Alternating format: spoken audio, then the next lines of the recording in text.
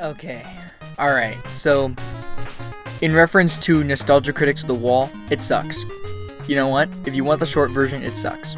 It has no actual critique of the movie, and any critique that does come up is just really generic and forced laughter. It's just forced comedy up the ass, and then at the end he says he likes it. Which is completely bullcrap because it's not what he thinks. He clearly dislikes the movie as he thinks it's pretentious and over-exaggerated and just weird. Yeah, because nothing in his video is weird at all. Doesn't see the irony in this at all. Okay, and I want to compare this to his older videos, specifically from the last couple of years. Those have obviously been different. They've obviously taken a different step in that they've basically just been reenacting scenes from the movie he's been watching in order to provide extra comedy, which, I mean, it's fine, I guess. It was a little funny at first, not gonna lie. I actually loved Nostalgia Critic originally, but like, I hate to be that guy, but over the course of his channel growth, he has gotten significantly more shitty. Or technically, he might have always been shitty ever since he changed the wall from tan to blue. Like, the background wall is basically what destroyed the Nostalgia Critic channel. Once he went from tan to light blue, everything went downhill from there. Like, okay, so we all know about the channel awesome hysteria. I'm not gonna get into that because there are people with more factual there are people with better sources to talk about for that, so I'm just gonna let them do that. But I just want to talk about how I personally feel about Nostalgia Critic as a whole and how I felt about The Wall. Alright, so going back to Doug Walker, the original Nostalgia Critic, they were fine. Those reviews, while they were kind of like he was trying to be the angry video game nerd with movies, it's fine for the time. At the time, it was just alright. Like, he was funny, I guess. He was a little bit funny. But the important thing was that he actually critiqued things back then. He was, like, actually criticizing them. He made genuine complaints about it. And what he praised was something he genuinely liked about the movie. They were more or less actual reviews. But, like, once he brought Nostalgia Critic back to Channel Awesome, then things started to take a turn for the worst. Obviously, the Channel Awesome thing has been around since forever, so we're not gonna address that, as I already said. But, like, the Critic's videos just got a downgrade.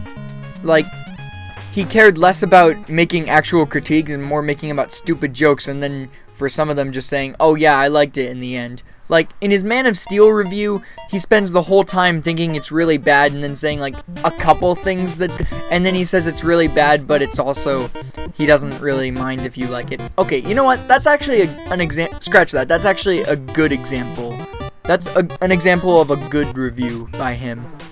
A bad review by him is well, obviously The Wall, but, like, let's talk about Batman vs. Superman for comparison purposes, alright? In his Batman vs. Superman review, he spends the whole time saying every little thing is so stupid and ridiculous, and how can anyone think this would have made a good script? But then at the end, he's like, nah, my opinion of it's pretty gray.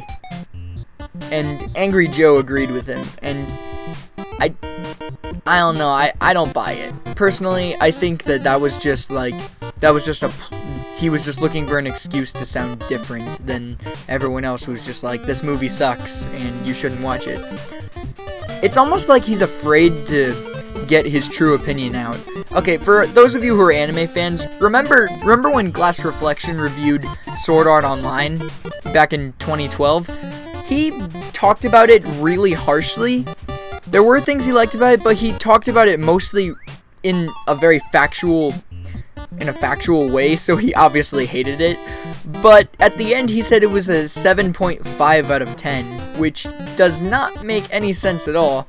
And it was later revealed in his SAO2 review that, no, he really was just covering up his true opinion to get people on his side because he actually despises it. And it's like, if you're gonna state your opinion of a show, just state your actual opinion. Don't care what other people think. I mean, like, obviously don't be like, I'm not saying that go out and be a racist douche or anything like that, or be a bigot. Like, you should be allowed to express your opinion in a respectful way. That's how I see it. Oh yeah, speaking of being allowed to express your opinion in a respectful way, Nostalgia Critic is very arrogant. He can modern day Doug Walker can just be described as a lying, narcissistic piece of shit. I mean, if you look at his review of Adam Sandler's 8 Crazy Nights, or better, The Lorax from 2012, if you look at those reviews, he paints anyone who doesn't automatically agree with him that the movie sucks as either a literally poop-eating retard, or just a dummy, or just dumb children who blindly watch anything made by Illumination. Okay, that last part's kind of true, but at the same time, I mean, like, poop jokes are not funny. I'm not saying they are. But if someone likes a movie and you don't, then just let them have their opinion. It's like, other people exist, you know. Other people are allowed to think differently, dude. Oh yeah, and speaking of thinking differently, that's another thing that really bothered me about his review of The Wall, is that there was one section where instead of the walking hammers marching down like they're Nazis or something from the original movie, he has cell phones at some point walking down, and I don't think that's funny. It's basically just him announcing to everyone that he's just a big boomer extremist, or just a boomer, and he thinks that people are stupid for selling their souls to smartphones, and that smartphones are basically the new Satanism. And it's like, no, it's not. It's completely fine. It's like, dude, things will never be the way they were in the past, alright? But instead of whining about it, you should just try to be current. You should just try to go along with what's current and make the best of it for the better future. That's what you should do. But instead, he's just like, wah, people look at smartphones, people get on their computers, people don't like going to school. Well, and they're stupid for doing so. They're stupid for thinking their teachers are jerks. It's like, you do not understand the context of the movie at all. It is not pretentious. I have not seen Pink Floyd's The Wall, the original, or heard the album, actually. I'm probably gonna get hated for that, but I guarantee it's not as stupid as you make it out to be. The whole time he just spends every single song just crapping all over Pink Floyd's beautiful music, saying how much it sucks or how stupid the writer is and like how whiny they are, but then at the end he just sums up the whole thing, just, oh yeah, I liked the movie. Bullshit! You did not like the movie. You are just a lying narcissist. And yeah, that's basically it. Like, oh yeah, one more thing I want to talk about in context of Doug Walker. In some of his other more recent reviews, he's just been really dry for comedy. Like, he just makes whatever stupid, obvious reference he can, and it just feels like most of his humor boils down to, this movie sucks, this movie sucks, this movie sucks, you're an idiot if you like it. It's just, basically that's what it is, and like, constant self-awareness. In a way, Nostalgia Critic is no different from the writers of Harvey Weinstein's Dougal. Yeah, remember that shit? Where the whole movie they're just saying how, like, they're just talking about how stupid it is, and it's like, how are we supposed to take this seriously when the movie doesn't? And, like, maybe if it was actually, like, a satire, and, like, this was actually a review, maybe this would be alright, but it isn't. Like, he kind of expects you to take it seriously with the horrible CGI Hogwarts, CGI whatever those things in the end were. Like, what? Just, what?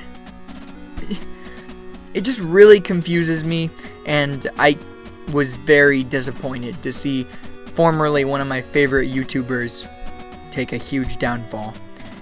You know what's really terrifying? Is that this could happen to us. Should Team Dankism ever become really popular in the future, this could definitely happen to us. Like, if we stop making fun of bad content and we start making bad content instead. Like, oh, how the mighty hath fallen. Nostalgia Critic can rot in hell. And this is why the angry video game nerd is still loved. Because he sticks to what is good. He adds stuff new. He tries to add something new each time while still sticking to the original formula. And he runs his own channel. So there you go. Nostalgia Critic, you lose, and James Rolfe is awesome. So yeah, that's just my mini rant on Doug Walker and Pink Floyd's The Wall review. So yeah. Oh yeah, and one more thing, last thing, I swear. But like, again, with the whole, you guys are slaves to your smartphones and that is wrong, everyone who disagrees with me is wrong, I'm right, listen to me. That whole thing, again, he kind of reminds me of, like, those crazy Christian extremist movies, or just those Christian movies like God's Not Dead, where they paint anyone who isn't a Christian as an evil monster who only cares about themselves and deserves to get run over by a car at the end. That's actually a thing, look it up. So yeah, that was just my mini rant on Doug Walker. We're gonna get the whole Scooby-Doo month review out soon, so I hope you stay for that. And I personally think never watch Nostalgia Critic, but if you want to torture yourself, go ahead. It's your choice. Because unlike him, I actually